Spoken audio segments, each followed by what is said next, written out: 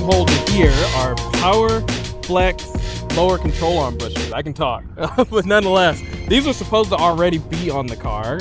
So unfortunately, I didn't have time to do that. So I still thought it would be a good experiment to get out and do this today. And so this might be actually part one of a second part video, or I might just wait until I actually have them installed and can get back out here. But I know a lot of people talk about the wheel hop on the Elantra N's, and I wanted to put this to the test and see if this actually really does help, not just overall the wheel hop, but actually improve some times. You get a little bit less wheel hop, and therefore you're a little bit more confident on the launches.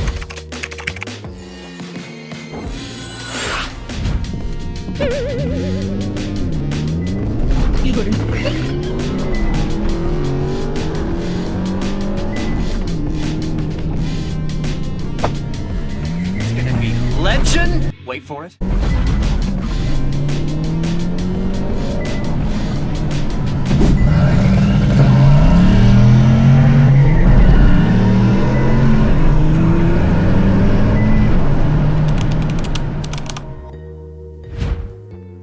Where there's a will, there's a way. I knew that I had something in the house that possibly be used as a clamp. I found something in my tool drawer. Casualty is this table, unfortunately, that we were looking to get rid of anyway. But it worked. I was able to get this bolt loosened a little bit, and I didn't have to go buy an impact driver, which I probably still will go do. But again, where there's a will, there's a way.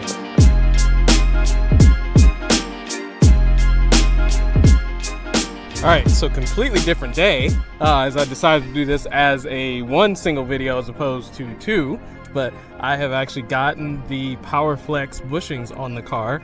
And interesting enough, if you guys know about these, they come in different kind of stiffnesses. And I actually got the black PowerFlex bushings, which are the most stiff. The car hooks so well. Really not experienced much of any wheel hop, but obviously this is going to be the ultimate test.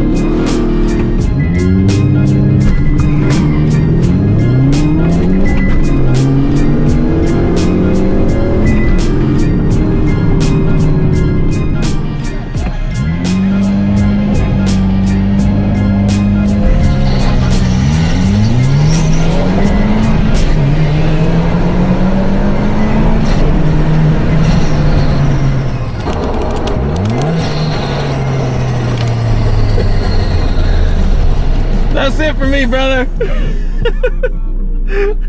You too, man. Good run.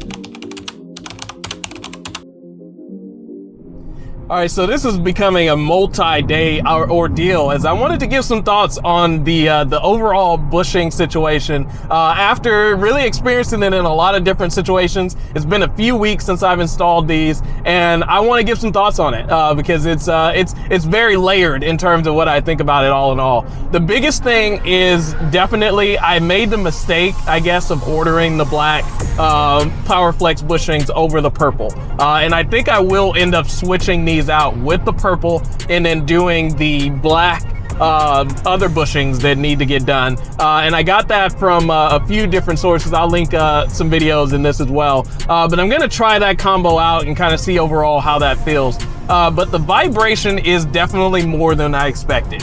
At idle with the AC on, it can get a little jarring. I'm just gonna say, I've actually gotten in the habit of sometimes if I'm at a long light, I'll actually bring the RPMs up just a little bit, manually, obviously with the pedal, to kind of get that feel away, because nonetheless, it's one of those things where if you just sit there, you can get a little bit of a headache. But it's one of those things where you get used to it overall. I definitely feel like they've kind of alleviated now since I've been using the car a little bit more, but it's definitely something you need to get used to. I can't even, you know, think about what it would be like if you just got one of those solid metal bushings. Weirdly enough, the shifting feel actually really improves because it is a trans mount, I guess, at the end of the day. And so shifting in the gear feels a lot more solid. The car overall feels a lot more solid. Just, you know, just in turning and things like that. There's just a little bit less of kind of some play and movement in that kind of main area of travel. And then obviously the wheel hop. The wheel hop has significantly improved. Hasn't completely negated that. We'll see once we do the other two bushings if that improves things as well.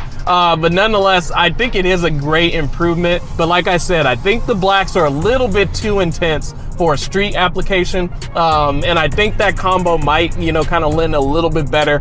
I've heard that it doesn't completely solve that MVH issue. It's always kind of there. And you kind of understand now why Hyundai wasn't really able to do a stiffer bushing, especially for the trans mount, because people just would not accept that as kind of an OEM solution to have that kind of vibration.